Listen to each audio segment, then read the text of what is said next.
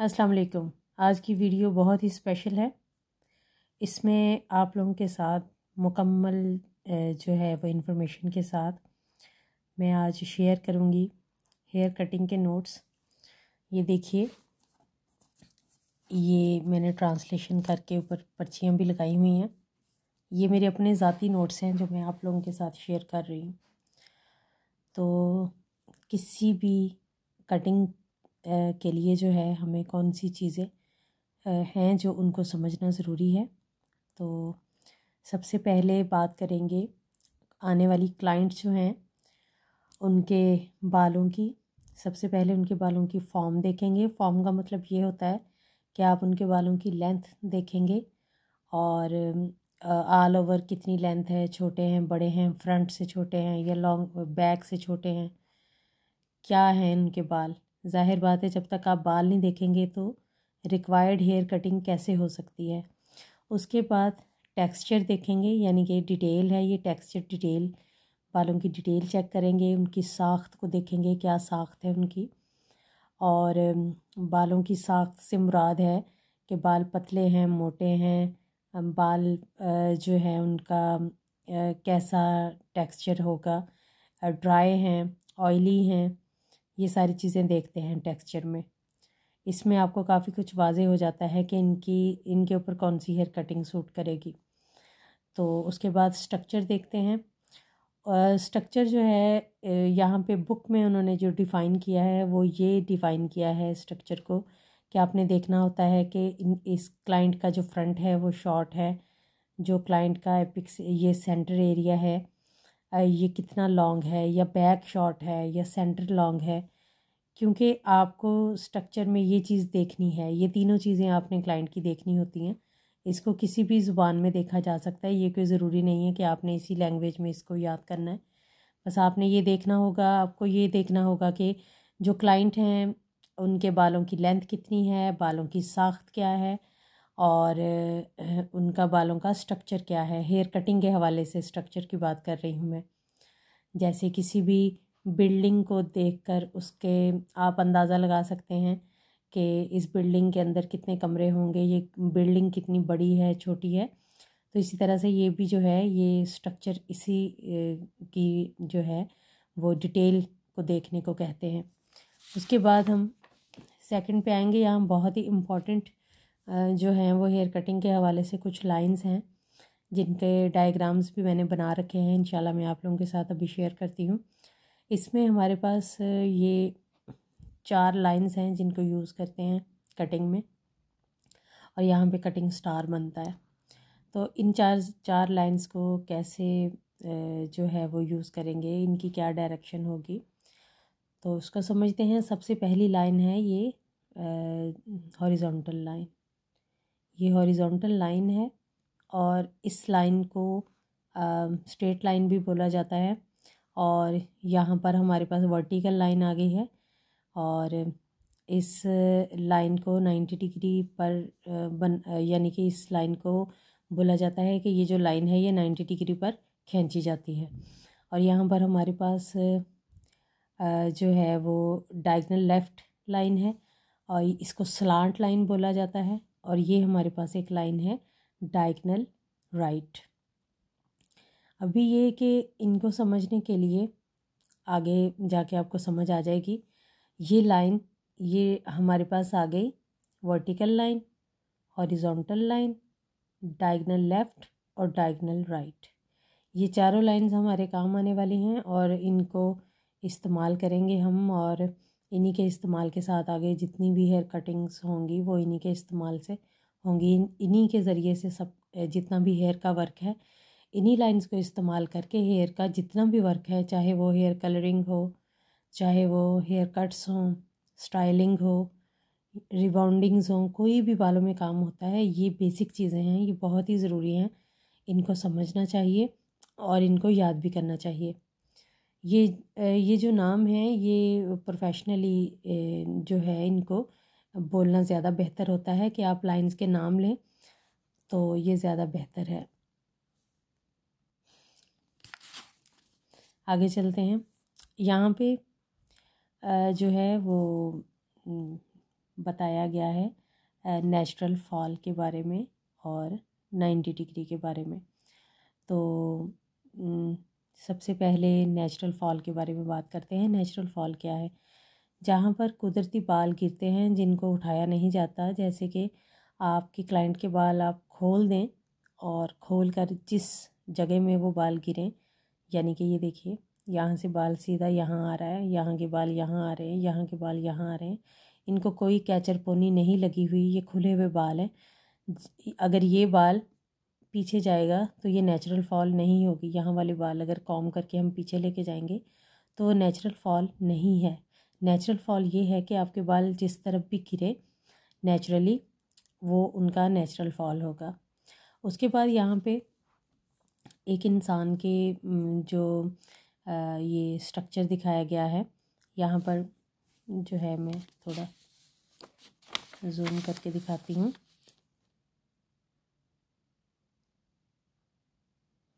ये देखिए यहाँ पर सबसे ऊपर टॉप एरिया है, ये हेड का टॉप एरिया है और इसको सेंटर पॉइंट भी बोलते हैं। इसको जो है वो एपेक्स एरिया बोला जाता है। उसके बाद ये हेयर लाइन किसे कहते हैं? माथे के बिल्कुल ऊपर जहाँ से बाल स्टार्ट होते हैं और कानों तक ये जो जितनी भी ये पूरी लाइन होती है जो हमारे फेस के ऊपर फ्रेमिंग का काम करती है, इसको हेयर लाइन बोला जाता है। उसके बाद यहाँ पे कई क्लाइंट आके बोलती हैं हमें जो है वो हमारा फ्लिक काट दें या बाल शॉर्ट कर दें, तो हम लोग प्रोफेशनल लैंग्वेज में उससे पूछेंगे कि क्या आपको आई लाइन तक जो है वो अपना कट चाहिए या फिर आपको ईयर लाइंस तक अपना कट चाहिए फ्रंट का, या आपको चिन तक चाहिए, आपको नेक तक चाहिए। ये इस तरह से हम फ्रंट को इस तरह से देखेंगे प्रोफेशनली कि हम क्लाइंट से पूछेंगे कि आपको किस लेवल तक अपना जो फर्स्ट आपका फ्रंट का कट करते हैं तो वो आपको फर्स्ट कटिंग कहाँ तक चाहिए। और उसके बाद जो वो है नॉर्मल प्रोजेक्शन की बात होगी। प्रोजेक्शन किसे कहते हैं? 90 डिग्री जो है इसको हम जो है वो नॉर्मल प्रोजेक्शन कहते हैं। मैं अभी यहाँ पे एक चीज़ आपको यहाँ पे समझाने की कोशिश करती हूँ। आमतौर पे ये सवाल किया जाता है कि 90 डिग्री है क्या? 90 डिग्री जो है वो असल में बाल जहाँ पर सीधा खड़ा होगा उस बाल की 90 डिग्री होगी। सर के किसी पॉइंट का नाम 90 डिग्री नहीं है, बल्कि हर बाल की अपनी 90 डिग्री है। इस बाल की ये 90 डिग्री है तो इस बाल की यहाँ 90 डिग्री बन रही है। अगर एक ही जगह की 90 डिग्री होती तो इसी के ऊपर सारे बाल आते, लेकिन हर बाल की अपनी 90 डिग्री है। जहाँ पर भी आप कोई कॉम ले लें या कोई पेंसिल ले लें, जहाँ पर भी आपकी वो पेंसिल या आपका कॉम बिल्कुल सीधा खड़ा होगा वो उस एरिया की 90 डिग्री होगी। ये देखें यहाँ पर अच्छे तरीके से समझ आ रही है कि इस बाल की 90 डिग्री ये है, इन वाले बालों की 90 डिग्री ये है, इन वाले बालों की 90 डिग्री ये है, यहाँ वाले बालों की ये, यहाँ वाले बालों की ये, और इस तरह से यहाँ वाले बालों की ये 90 डिग्री है। ये जहाँ पर भी बाल सीधा खड़ा होगा वो 90 डिग्री होगी। तो 90 डिग्री के अगर हम नीचे आएंगे तो जैसे जैसे हम नीचे आते जाएंगे तो वैसे वैसे हमारी जो डिग्री है वो कम होती जाएगी।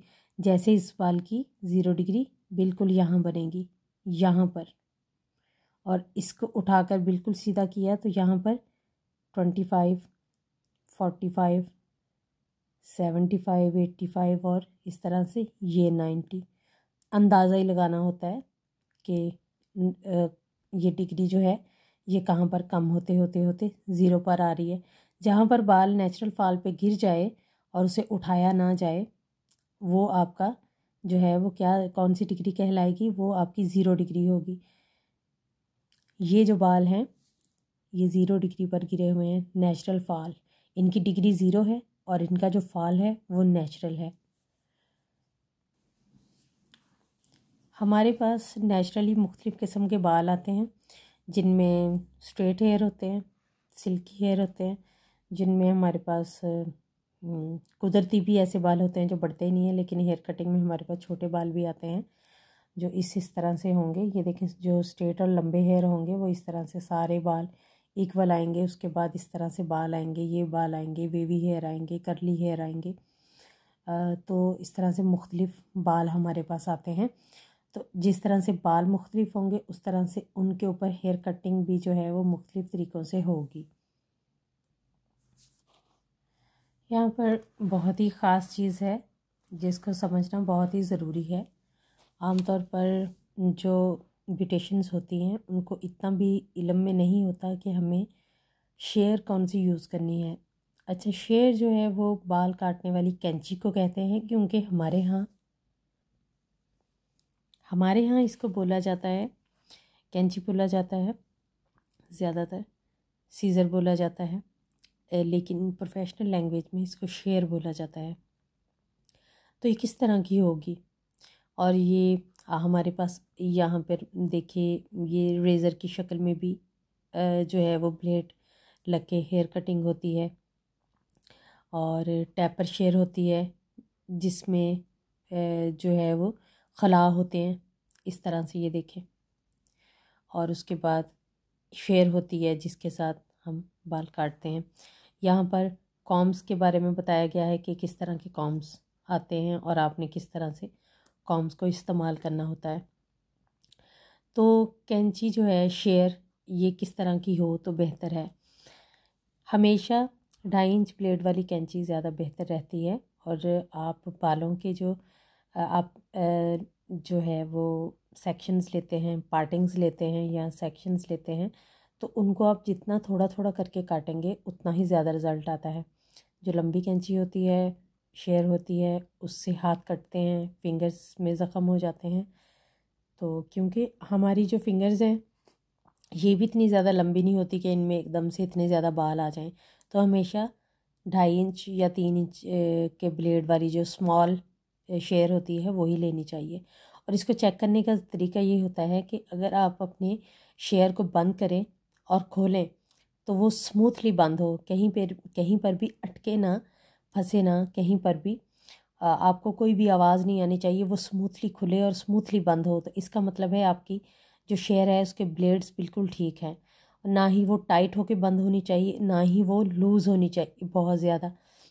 अगर लूज़ होगी तो भी आपकी हेयर कटिंग ठीक से नहीं होगी, और अगर उसके ब्लेड्स ख़राब होंगे तो आपके जो क्लाइंट हैं उनके बालों में जो है वो, आप जब उनके बालों की कटिंग करेंगे तो उनके बालों में जो है पड़ने की जो एक कुदरती होती है कि आप देखते हैं कि कई दफ़ा ऐसा होता है कि क्लाइंट आती हैं तो वो कहती हैं आपसे बाल कटवाए थे तो मेरे उसके बाद बाल बड़े नहीं हैं। असल में वो आपका कसूर नहीं है, वो आपके जो आप शेयर यूज़ कर रहे हैं उसके ब्लेड्स का कसूर है। अगर उसके ब्लेड्स ख़राब होंगे तो उनके बाल नहीं बढ़ेंगे। अगर उनके आप लोगों के पास जो शेयर है उसके ब्लेड्स ठीक होंगे तो उनके बाल आसानी से बढ़ेंगे। तो ये चीज़ बहुत ही ख़ास थी, इस चीज़ को मद्देनज़र रखते हुए आपने शेयर को चूज़ करना है। उसके बाद शेयर को पकड़ने का तरीका, ये शेयर को पकड़ने के तरीके डिफरेंट किस्म के बताए गए हैं, जैसे भी आसानी हो आप इसे पकड़ें। लेकिन प्रोफेशनल तरीका ये है कि आप एक ही हाथ में कॉम और शेयर को पकड़ेंगे।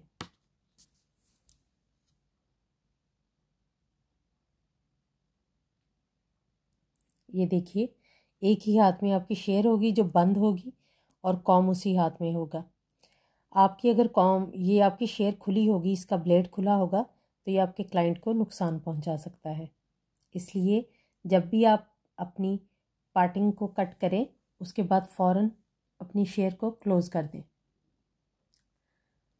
अब यहाँ पर बहुत ही ख़ास इसको हम कहेंगे, सबसे पहले मैं आप लोगों के साथ ये शेयर करूँ कि कटिंग करने के 7 असूल हैं, 7 स्कल्पिंग प्रोसीजर्स। और ये मैंने जो पर्सनल नोट्स बनाए थे वो आप लोगों के साथ शेयर कर रही हूँ।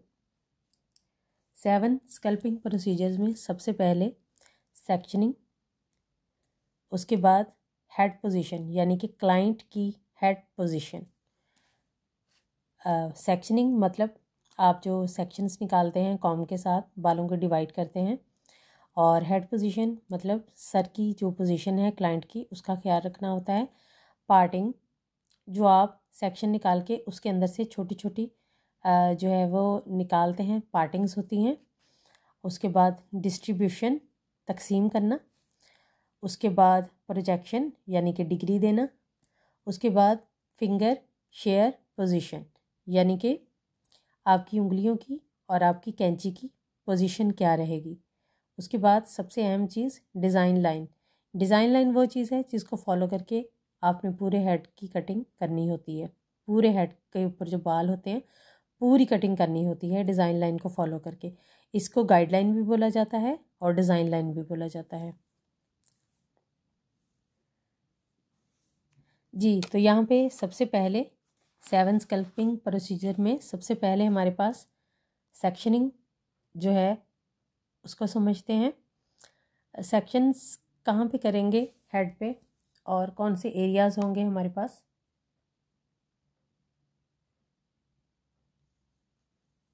सबसे पहले यहाँ पर एक चीज़ को देखिए, ये क्लाइंट के, आप ये समझें, इमेजिन कीजिए कि आप क्लाइंट की बैक पर खड़े हैं और ये दोनों क्लाइंट के कान हैं और आप यहाँ पीछे खड़े हैं क्लाइंट के, और क्लाइंट की बैक जो उनके कान हैं वहाँ बैक से बिल्कुल कान के टॉप से बैक पर खड़े होके आपने एक लाइन खींची बालों में और उसके नीचे आपके पास एक एरिया आ जाएगा। यूँ आपने लाइन खींची, ऊपर वाले बाल आपने पकड़ लिए, यहाँ पर आपके पास एक पोर्शन आएगा, इसको बोलेंगे नेप एरिया। ये नेप एरिया है, यहाँ पर आपकी क्लाइंट की जो नेक की बैक साइड है वो होगी और यहाँ पर आपके पास क्या आएगा, नेप एरिया। उसके बाद ये जो आप सेंटर लाइन देख रहे हैं, ये सेंटर लाइन, इसको सेंटर पार्टिंग और प्रोफाइल पार्टिंग भी बोला जाता है। तो यहाँ पर कौन सी लाइन इस्तेमाल हुई है, आपको मैंने अभी थोड़ी देर पहले बताया था कि ये लाइंस हमारे आगे आके काम आने वाली हैं। तो ये है वर्टिकल लाइन, ये जो बैक पर नेप एरिया निकाल रही है ये है हॉरिजॉन्टल लाइन। हॉरिजॉन्टल लाइन और वर्टिकल लाइन, ठीक है। वर्टिकल लाइन के साथ नाक के बिल्कुल ऊपर से और गर्दन की बैक पर सेंटर में यहाँ पे एक डेप्थ होती है, इस जगह में सबके होती है और निशान सा होता है यहाँ पे दरमियान का, और नाक के सामने से आपने खींची एक लाइन और पीछे आप आए, तो इसको बोलेंगे सेंटर पार्टिंग। इस सेंटर पार्टिंग ने क्या किया, इसको सेंटर क्यों बोला जाता है, क्योंकि इसने पूरे हेड के बालों को 2 हिस्सों में डिवाइड कर दिया है, राइट पर भी बराबर और लेफ़्ट पर भी बराबर।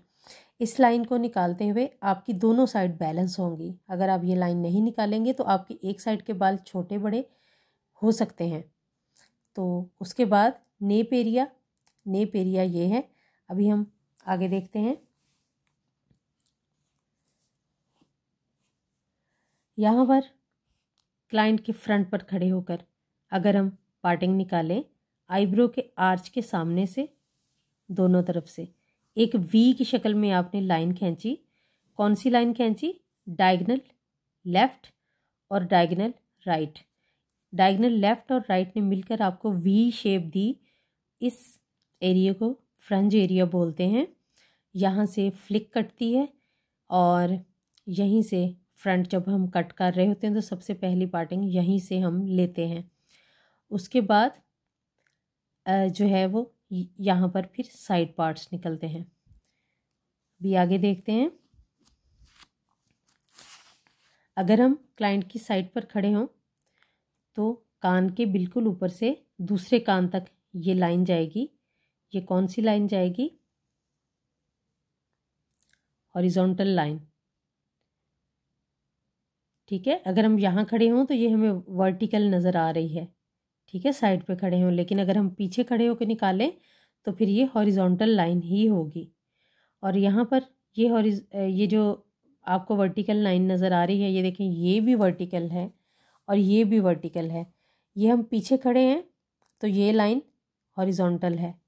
अगर हम अभी यही लाइन हॉरिजॉन्टल लाइन ही इस्तेमाल हुई है कान के ऊपर, तो यहाँ से ये हमें वर्टिकल शो हो रही है।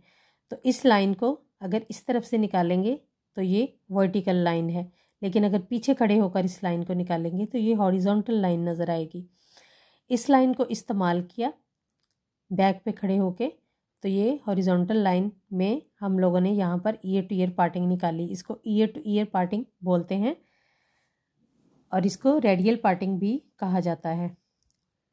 यहाँ पर कान के बिल्कुल ऊपर से नेप एरिया यहाँ पर है, ये देखिए यहाँ पर नीचे नेप एरिया है, इसके बिल्कुल ऊपर यहाँ पर ये जो हिस्सा है ये ऑक्सीपिटल एरिया है, यानी कि फ्लैटेस्ट एरिया।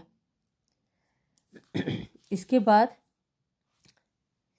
ये कर्व सेक्शन है। अब जब यूं लाइन एक यहाँ पर खींचेंगे तो ये कर्व सेक्शन आएगा। अगर हम साइड पर खड़े होकर देखें तो अब ये जो लाइन निकली है, ये देखिए हॉरिजॉन्टल लाइन निकली है कान के ऊपर से साइड सेक्शन के बिल्कुल ऊपर। तो ऊपर वाला हिस्सा हमारा इंटीरियर होगा, नीचे वाला एक्सटीरियर होगा। तो अगर आपको मुश्किल लगे तो मसला नहीं है, लेकिन मैं जो है वो अपना फ़र्ज़ अदा कर रही हूँ कि मैं प्रोफेशनल लैंग्वेज में जो भी नाम हैं वो आपको बता रही हूँ। लेकिन चलें, आपको समझ आएगी, कभी भी कोई क्लास दे रहा होगा तो आपको इन नामों की इंशाल्लाह समझ आएगी।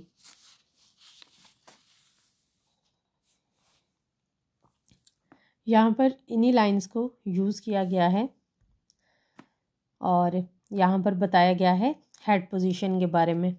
हेड पोजीशन जो है ये फॉरवर्ड होगी। फॉरवर्ड का क्या मतलब होता है? आगे की तरफ, यानी कि जब हम कोई चीज़ फॉरवर्ड करते हैं तो इसका यही मतलब होता है कि हम आगे कर रहे हैं उस चीज़ को। या कोई मूवी फॉरवर्ड कर रहे होते हैं, कोई गाना फॉरवर्ड कर रहे होते हैं, तो वो आगे की तरफ करना होता है। तो ये देखिए जो यहाँ पर जो हेड है इसकी पोजीशन भी आगे की तरफ है।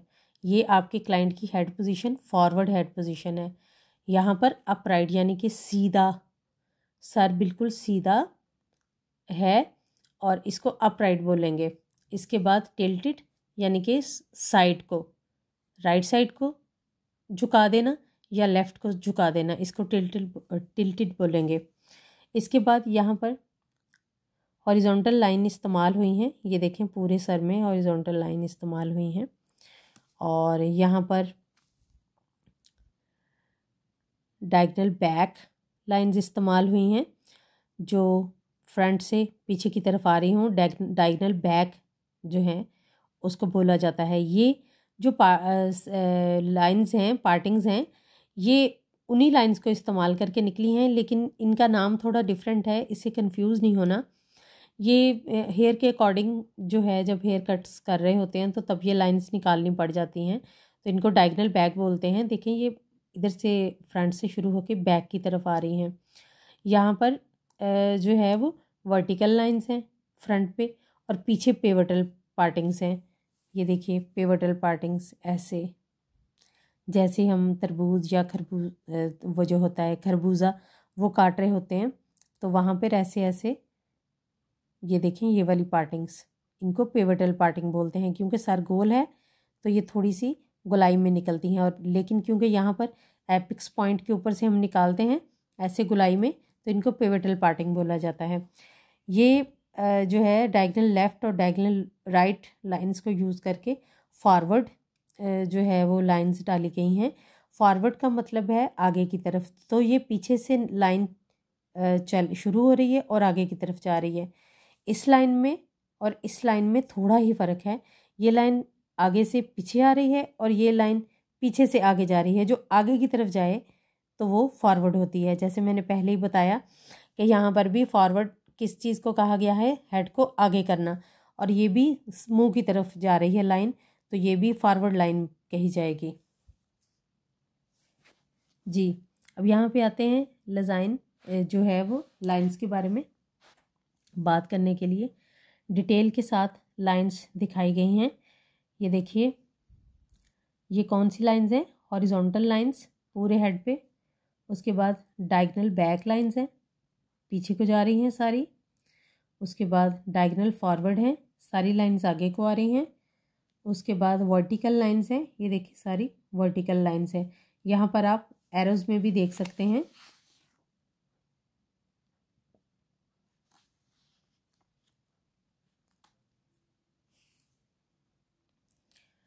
यहाँ पर हम इस चीज़ को समझेंगे कि जो हमने पहले पढ़े हैं रूल्स, उसमें नंबर 1 हेड पोजीशन थी, उसके बाद पार्टिंग को पढ़ा है, उसके बाद लाइंस को देखा है। अभी हम डिस्ट्रीब्यूशन के बारे में बात करेंगे। डिस्ट्रीब्यूशन क्या है? किसी चीज़ को तकसीम कर देना। आपने डिस्ट्रीब्यूट करना है बालों को, यानी कि बालों को तकसीम करना है कि फ्रंट पर आपको कितने बाल चाहिए, बैक पर आपको कितने बाल चाहिए, उनकी डिग्री क्या रहेगी, आप उनको ऊपर काटेंगे, पीछे काटेंगे, या आप जो है 45 डिग्री पे पीछे जाके काटेंगे, या आप साइड पे खड़े होके काटेंगे। तो ये है डिस्ट्रीब्यूशन। आपने तकसीम करना है। जब आपको हेयर कट आ जाएंगे तो आपने पहले सोचना है कि आपने कौन सा हेयर कट करना है और कहाँ खड़े होके करना है। उसके बाद अगला जो उसूल है वो प्रोजेक्शन का है। प्रोजेक्शन के बारे में मैं पहले बता चुकी हूँ कि प्रोजेक्शन है क्या। प्रोजेक्शन जो है, ये देखिए, ये देखिए प्रोजेक्शन, ये एक बाल लिया गया है, इस बाल की 90 डिग्री ये है और 0 डिग्री ये है, 45 डिग्री ये है। यहाँ पर नेप एरिया से जो बाल लिया गया है उसको सीधा खड़ा किया है तो 90 डिग्री, सेंटर में 45, और बिल्कुल बॉडी के साथ जो बाल लग रहे हैं नेचुरल फॉल पे उनकी डिग्री 0 है।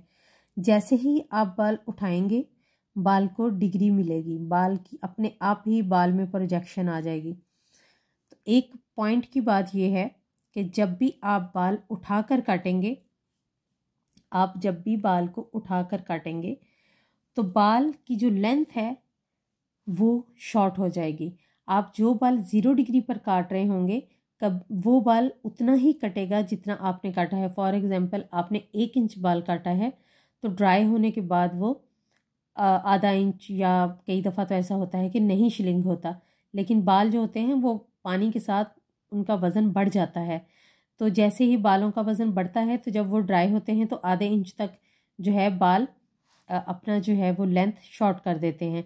तो आपने जब वेट करके बाल को 1.5 इंच काटा तो जब वो श्रिंक हो गया, ड्राई हो गया, तो वो 2 इंच छोटा हुआ।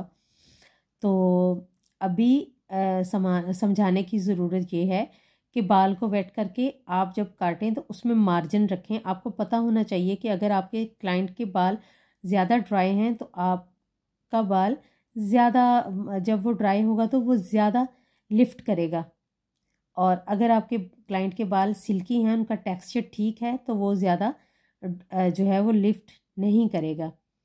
तो इसी तरह से ये जो मीडियम प्रोजेक्शन है, इसको लो प्रोजेक्शन हमारे पास 0 है, 45 प्रोजेक्शन हमारे पास मीडियम है, और 90 डिग्री जो है ये हमारे पास हाई प्रोजेक्शन होगी। अभी जो हमारे पास रूल आया है उसमें भी डिग्री को ही समझाया गया है। ये देखें, यहाँ पर भी डिग्री को ही समझाया गया है। यहाँ पर अगर हम बालों को शिफ्ट करते हैं, उनकी जगह ये है और हम शिफ्ट करके दूसरी तरफ लाए हैं तो वो भी इसी तरह से डिग्री बनेगी।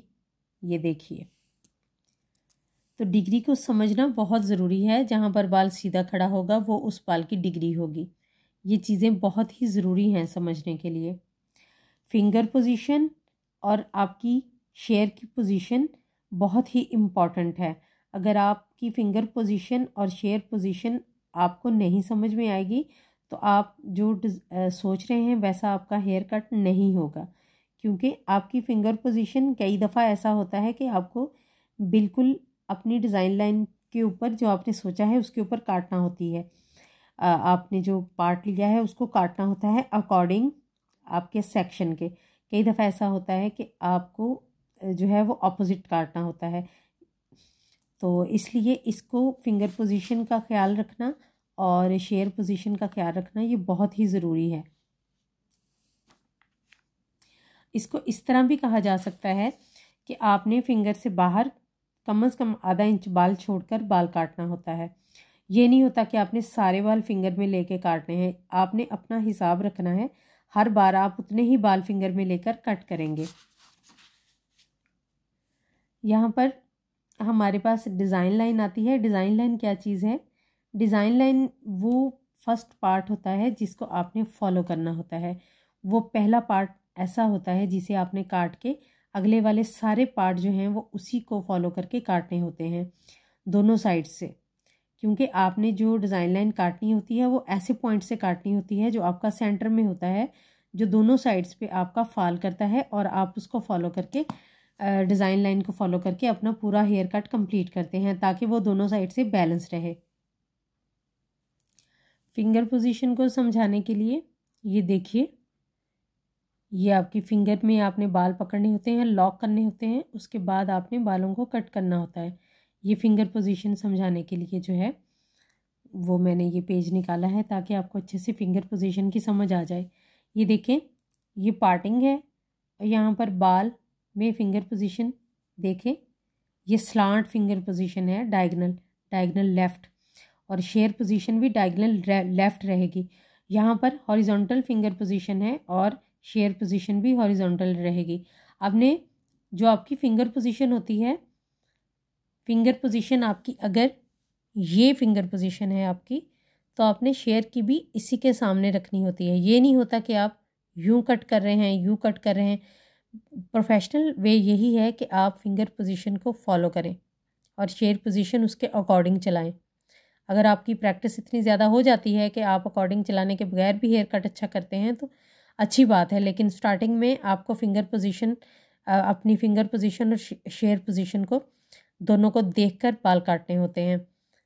ऐसे अगर आपकी एक दफ़ा में फिंगर में आपने बाल लॉक किए, एक दफ़ा में आपका आधा इंच जो है वो बाल नज़र आ रहा है, तो दूसरी दफ़ा में भी आपका आधा इंच ही नज़र आना चाहिए। ये नहीं है कि एक दफ़ा आपने बाल इधर काटे हैं, दूसरी दफ़ा इधर काटे हैं, तीसरी दफ़ा इधर काटे हैं, तो आपको वो शेप नहीं मिलेगी। उम्मीद है कि आप लोगों को बहुत अच्छे से समझ आया होगा। अगर किसी को समझ नहीं आई तो मुझे आप लोग मैसेज करें, इंशाल्लाह मैं आप लोगों को रिप्लाई दूँगी। और दूसरा ये कि अगर मुझे इसमें अप्रिशिएशन मिली तो इंशाल्लाह मैं इन सब चीज़ों के साथ, प्रैक्टिकल के साथ वीडियो बनाऊँगी। तो अगर आप लोगों को ये पसंद आया है तो मुझे ज़रूर बताइएगा। जज़ाकल्लाह, अल्लाह हाफ़िज़।